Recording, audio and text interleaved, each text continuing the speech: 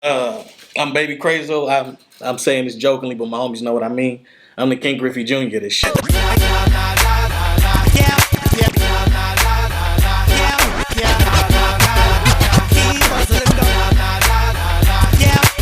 Lil Jinx, that's my dog, and it was one time some things happened in the neighborhood, and it was just time to get cracking, and I remember sitting in the car with Jinx being in the passenger seat, and we had just got the information that a little situation happened, whatever the case may be, and it was time to go.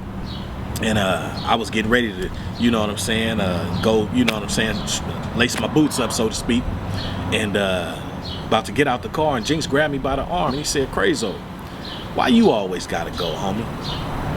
And at that moment, Kev, man, I sat back in the seat. I said, "Man, you know what, man? You absolutely right."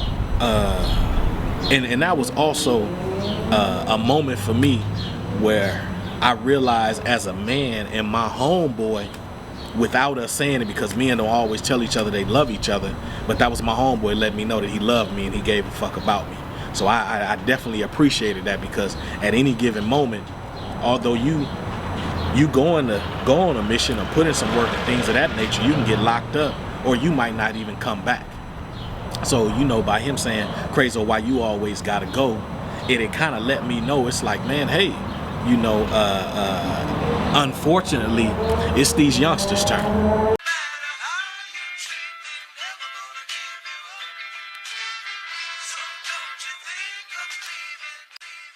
Yeah, Mac video, you know, this is for sure, Yeah, Mac video, open your soul, represent your ghetto, baby.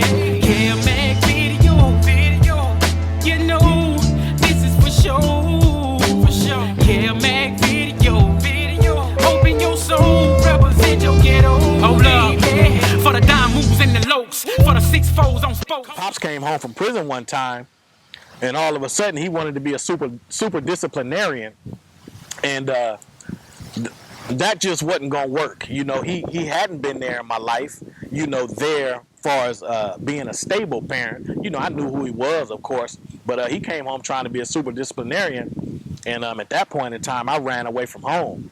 So me and Pops, we didn't talk. We didn't do anything. I really was, numb to him, or whatever the case may be. It wasn't no feelings, no anything. You just my Pops, and that's what it is. And nigga, I don't fuck with you. He tried to put his hands on me and things of that nature, and I wasn't about all that. I was already a teenager, you know what I'm saying, doing a little hustling and things like that, man, and starting a gangbang. So I don't give a fuck who you was. You wasn't about to be putting your hands on me. So once I ran away from home, man, I went to the hood. And that's just what it was. How old was you when you first hit the penitentiary? Oh man, I was a fresh 18. I remember being the youngest person in Soledad prison. I got kicked out of YA. I had started a ride in Preston, in Youth Authority in Preston up north. I started a ride. They said, "Man, enough with your shit. Send me to the hole," till I turned 18. From there, I went to Tracy. Then from Tracy, I went to Soledad. And yeah, man. How did you get from Preston to Tracy? What was the transportation like? I rode that Grey Goose for the first time. That California Department of Correction prison bus for the first time. When they shackled you up and put you in them jumpsuits, what was going through your mind? This motherfucker tight as a motherfucker. And also, what was going through my mind was that I've been a man amongst boys.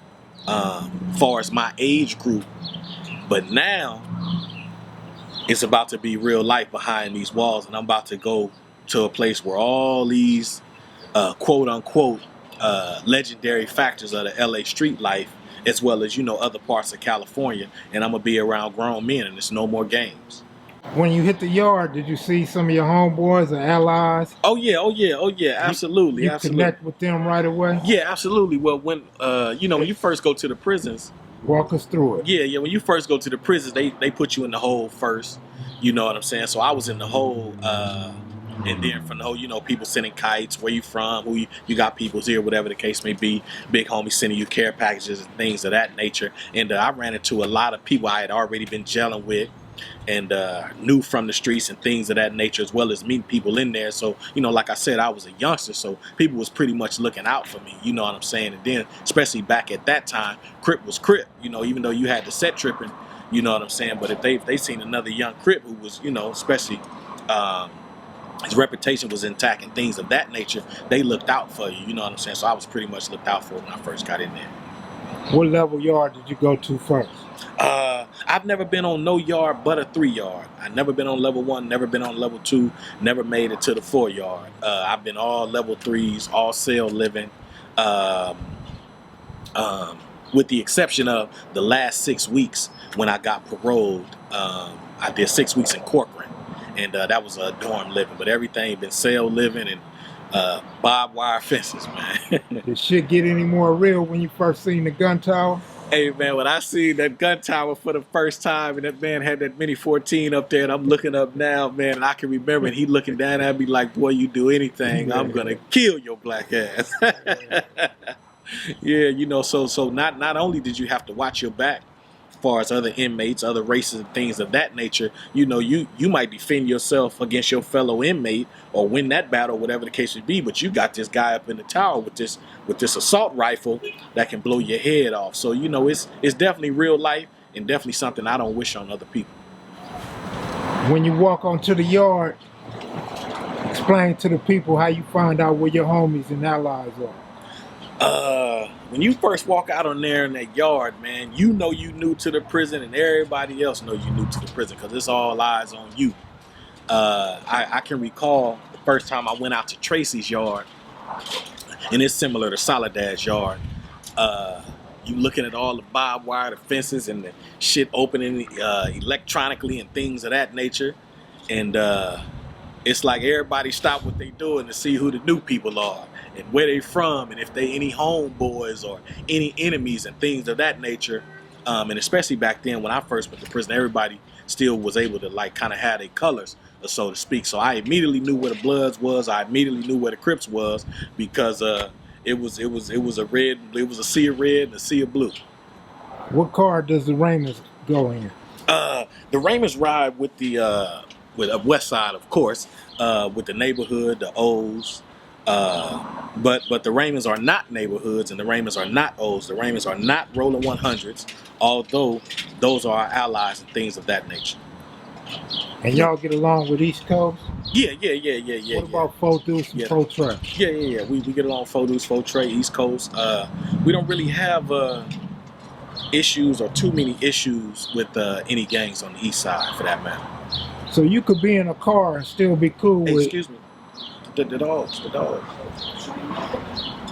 least cool. Yeah. Hey, so you could be in a car and still mess with guys in other cars. Oh yeah, absolutely. I mean, because the one common thing you have in common is y'all Crips.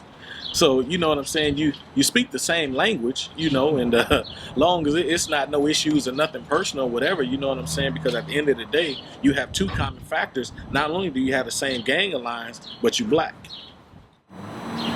Did you ever see a gun tower get off? Oh, absolutely. I seen a couple of people get killed during my time in prison. You know, and it's kind of you kind of desensitized to it. You already know it is what it is. You know what I'm saying? You know when you got an issue with somebody or your car or your homies or whatever, or it's a racial thing and it's about to get cracking and get popping. You know, just like I said earlier, you not only are defending yourself and trying to preserve your life and your homeboy's life or your race's life, but at the same time, you're trying to dodge that gun tower also. But yes, I've seen numerous deaths, you know, in prison, unfortunately.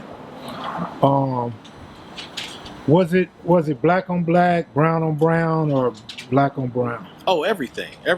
Any type of conflict between races or gangs or, you know what I'm saying? I didn't seen it all. I didn't witnessed it all. Been a part of some of it. Out on the streets, we all know that it's factual that the police give blacks a harder time than other races. Did the same hold true in prison? Oh, absolutely. Man, black is public enemy number one, man. It's something about being black, I guess, from another race looking at us but at the same time, that energy that we have amongst ourselves where we just know we the shit, no disrespect to no other race. But yeah, blacks have a hard time, and it's very unfortunate where you have white officers or correctional officers, especially inside a prison, and Hispanic correctional officers looking out for their race, but a black correctional officer look at you like you his worst enemy. You know what I'm saying? And you know, unfortunately, that's from my opinion and my point of view, that's where a lot of things go wrong, because when you go inside a prison and you there for rehabilitation, so to speak, and you doing your thing far as being a convict / inmate, but at the same time you got somebody that look like you and he ain't giving you no break. Once you get out and you on parole, you still looking at a cop as if it's like, man, you with that same bullshit that this dude was over, but you there for rehabilitation. But the climate and the atmosphere is just like it is on the street. And here you are, these people being hired, you know, these people being hired to oversee and do a job or whatever the case may be, but they have ulterior motives and different you know, misconceptions about their race as well as other races also.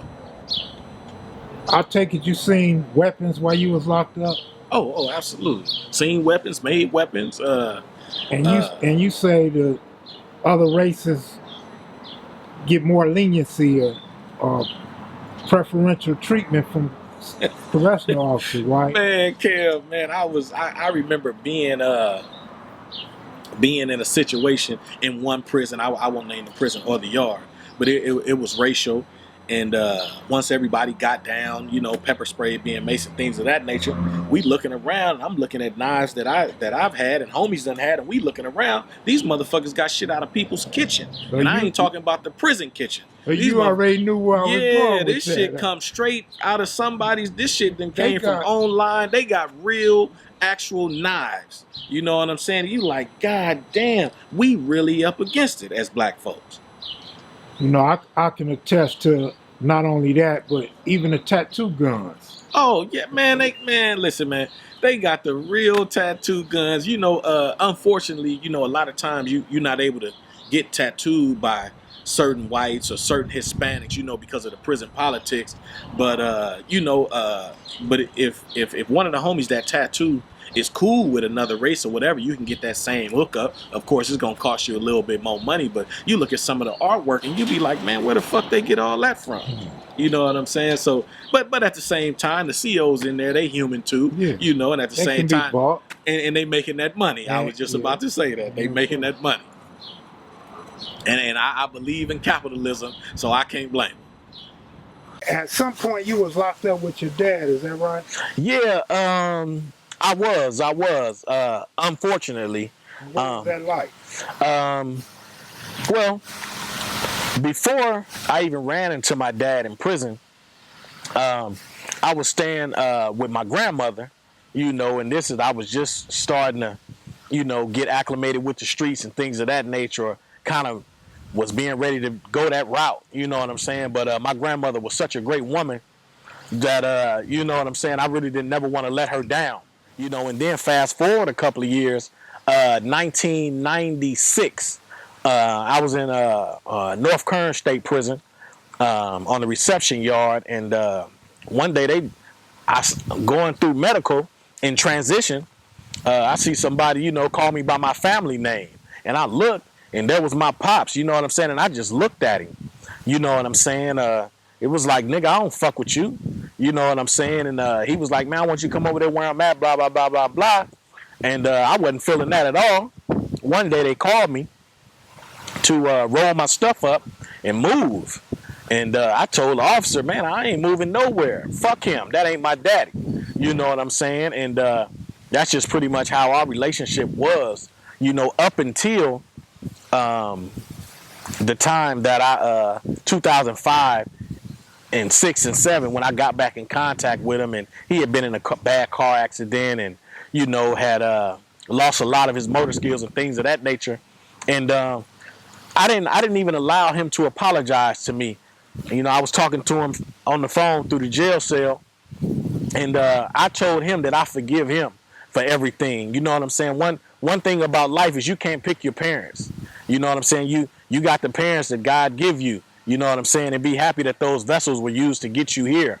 So, you know, I understood that later on in life that, you know, he was trying to raise me the way he knew and things of that nature. I don't doubt he loved me, but at the same time, he had his own way of doing things. He had his own demons and drug addiction and things of that nature. And he was just trying to keep me on the right path. Now, whether the tactics or the methods would suffice, you know, that's in question. You know what I'm saying? But yeah, I didn't want to be nowhere around him at the time. He actually passed away a couple of years ago, you know, and I can say I'm glad that him and my mother met, you know, in the early 70s, man, and made good, sweet love and produced me. I'm glad that both my parents, you know what I'm saying, made the connection and got me here.